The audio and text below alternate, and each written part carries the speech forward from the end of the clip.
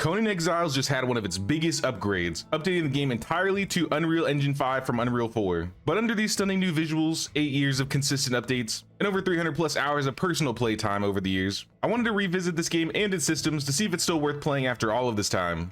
For those that don't know, Conan Exiles is an open world survival game set in the world of Conan the Barbarian, developed by Funcom. Upon starting the game, you have a few options from single player or online with friends or other players. This game has PvP and PvE modes, so if you're not as big on PvP, it's not really necessary as there are many PvE bosses and challenges to do. Like I would say for most survival crafting games, it's kind of like the Wild West on PvP servers. One big complaint I've heard in regards to PvP, and have had experience with personally, is that cheaters always seem to try and find a way to ruin things. So that is a little cooked in that regard. I mostly played with friends or on unofficial servers, so I haven't ran into a whole amount of cheaters in my time played, but even on unofficial servers, they still try and find a way. Now you can solve this if you're playing on a local server or hosting your own server. And the benefits of this is that you'll have a large variety of custom game options, including time of day settings, harvest and gather rates to change, loot drop, animal taming and thrall breaking speed. You can definitely play this game default, but I've always preferred to play on servers that have like 2 to 5x harvest and XP rates. But really it's up to player preference. Once you've decided your mode, you have an option to play 2 different maps. You have Exiled Lands, which is a land filled with convicted exiles, dangerous creatures, and ruins of an ancient civilization. In these lands, you cannot leave due to a mysterious bracelet stuck on your wrist, which upon removal or attempting to leave the land causes instant death. And then you also have Isle of Sipta, which is a map DLC that was later added in 2020, which was not as fleshed out as Exiled Lands in my opinion, but it doesn't really matter anymore if you're playing the Enhanced Edition, because you can now traverse maps at will, assuming you have the DLC if you talk to some random dude in the Oasis. Overall though, I would recommend starting on Exiled Lands. That is my preferred map, unless you have a specific reason you want to start on Sipta. Some like it, some hate it. I wasn't too impressed with it honestly compared to Exiled Lands. I would say 90% of my playtime was on Exiled Lands, so take that as you will. Once you decide how you want to play, now you get to create your character. Character creation is pretty good in this game. You have a lot of options for ethnicities, hairstyles, markings, eye color, and of course the notorious endowment slider. You also have the option to choose a religion at the start of the game, and this isn't as important as it may feel, as you can learn all of the religions over time. And we'll touch more on these later, but for now, just pick whichever one speaks to you. Except maybe Crom. I mean, if you want to pick Crom, that's cool. That's what Conan the Barbarian shows is kind of based. You know what else is also kind of based? Paying that king's tax of 1 like or 1 sub, y'all. Nah, for real though, it really helps channel out and I appreciate the support. Once you've made your character and learned that you've been exiled for all different types of debauchery, Conan just shows up out of nowhere in the desert, chops you down, and tells you to just figure it out.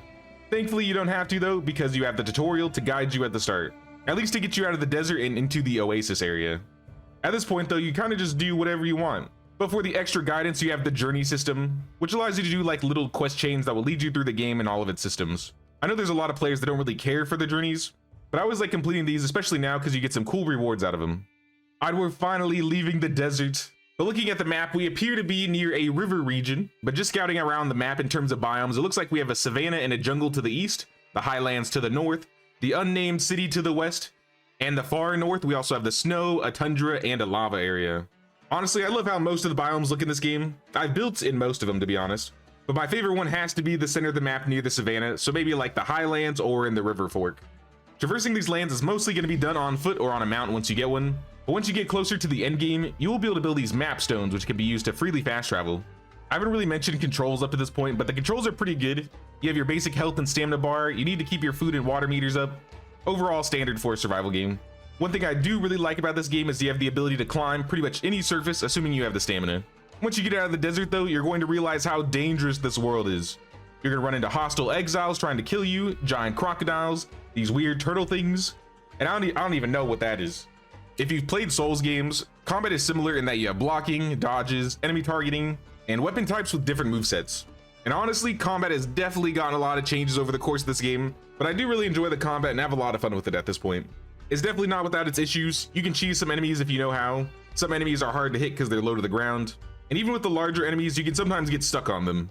And this isn't new to the Enhanced Edition, but I especially like these little fatality animations. It really fits in the brutal Conan setting. Overall, I wouldn't say Conan combat is cooked, but it is well done for what it's worth. Also, just a side note, if you're more akin to the sorcery playstyle, you can make an arcane staff and find spell pages to cast spells like Slowfall, Lightning Storm, Raise Dead, and a bunch more.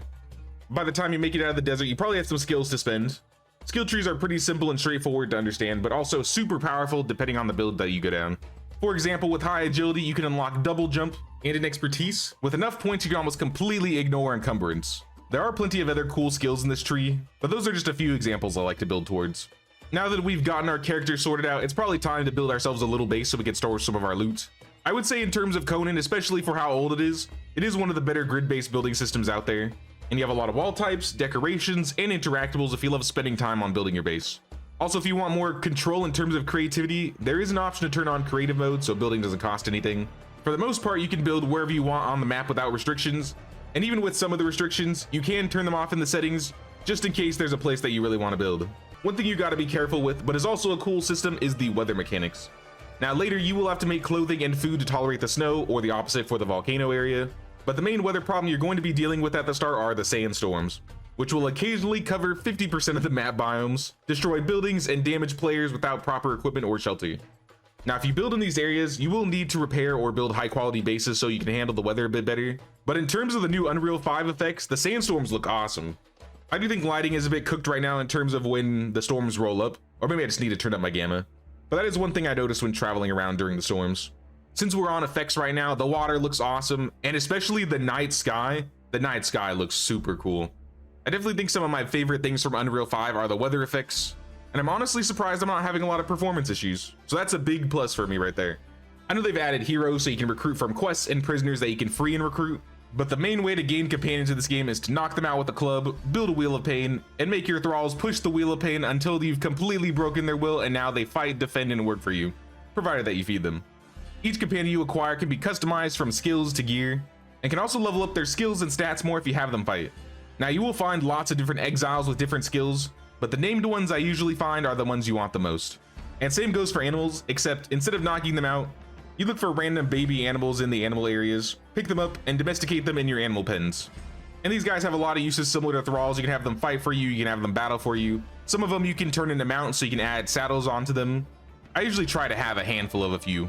You might not care so much for the animals you run into in the early game, but in the late game, once you start running into leopards, tigers, bears, and all those type of animals, they might be a lot more efficient than companions in some ways. Obviously at the start of the game, you can choose a god to worship, which all have their own altars that you can build, aside from Crom, and special tools that you can use on human bodies to harvest offerings. With enough of these offerings, you can make unique clothing, weapons, food recipes, or, and this is mostly for PvP, literally summon your god to wreak havoc on your enemies. I think the religions are in a good spot, and I like that you aren't just tied down to the one that you start out with. Purges have been revamped a couple times over the years, but essentially a large faction group will attack your base and attempt to take your treasure coffer. But if you are able to defend from the Purge, you have the opportunity to get some higher level companions and some pretty good loot. If you're not a fan of these base raids, they aren't required, but if you want to risk it for a chance for some good rewards, definitely worth tackling. Now, if anything is going to save this game from being cooked, it's Conan Exiles mod support. Mod support is massive in this game and pretty much changes anything you could be looking for. Mods for storage optimization, new weapons and armor, more character customizations, new maps, some of which, like Savage Lands, I'd say are more enjoyable than Sipta. You also have total conversion mods like Age of Calamitous, which basically turns the game into a light MMO, with factions, currencies, and even battlegrounds. The mods go very deep in this game, and it's probably one of my favorite additions, so gotta give credit to the devs and the Conan Exiles community on this one. So final verdict, is Conan Exiles cooked? I'll be honest, for console or Conan Exiles Legacy, might be a little cooked considering it's not getting any further updates, but definitely still worth playing, especially if you're playing the Enhanced Edition on Steam. That's what this video is really all about. I would say this is the best way to play Conan Exiles in its current state. Overall, if I had to put it in a cooked tier list though, I'd place it in well done.